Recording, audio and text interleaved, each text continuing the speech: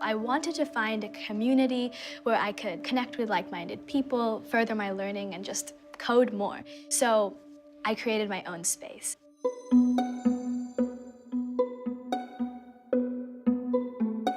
If I had all the facts before I started, I wouldn't have done it. I'm kind of a workaholic. People are like, what hobbies do you have? I'm like, this is my hobby. There was always that burning desire that I wanted to do something of my own, and honestly, I had no idea what that would be.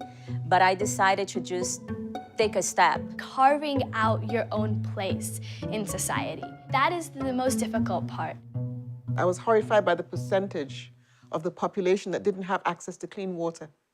I was horrified by the scarcity of power, and the passion just rose to do something meaningful for the continent of Africa. It was almost like an obstacle course. I thought I knew what I was doing.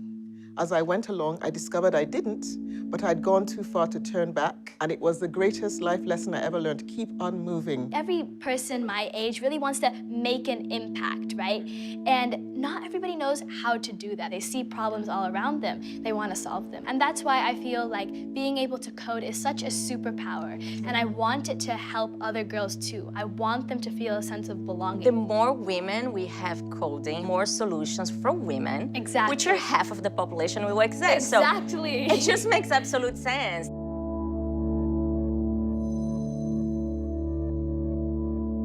What drives you?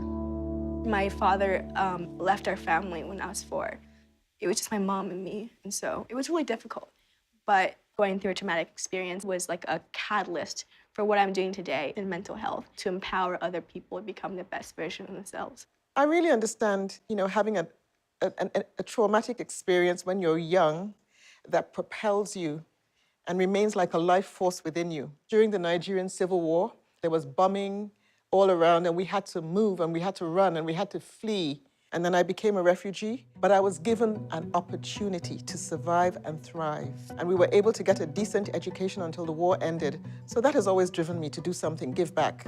I'm not going to rest until I see thousands and thousands and thousands of affordable green housing being built. I don't believe in the idea that things are going so bad, because I see every single day at Kikanti, people just helping each other, and they take money from their pockets in a country that the economy is a bit troublesome right now, and they give it to help someone else. What in your background inspired you to start Kikante? I felt that there were smaller NGOs and there were artists or entrepreneurs that needed a space more suitable for the Brazilian culture and population. Then you have a group of people who are actually citizens of the country, Yes. deciding what they want to see funded, and there is a market for everything as long as you find a niche and as long as you don't start thinking that I'm gonna be a unicorn or if I'm gonna solve the problems of the world. Exactly.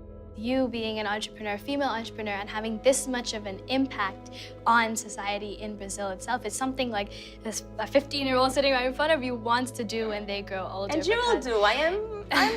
I'm pretty sure that you're gonna come out to do amazing, fantastic things. What do you think is something that I can improve on, or something that you find a great asset in me? I see a very strong and empathetic and compassionate social entrepreneur. You're very, very curious. You're inquisitive, you ask questions. I'm excited to take it all in like a sponge. I think you're going to go amazing places.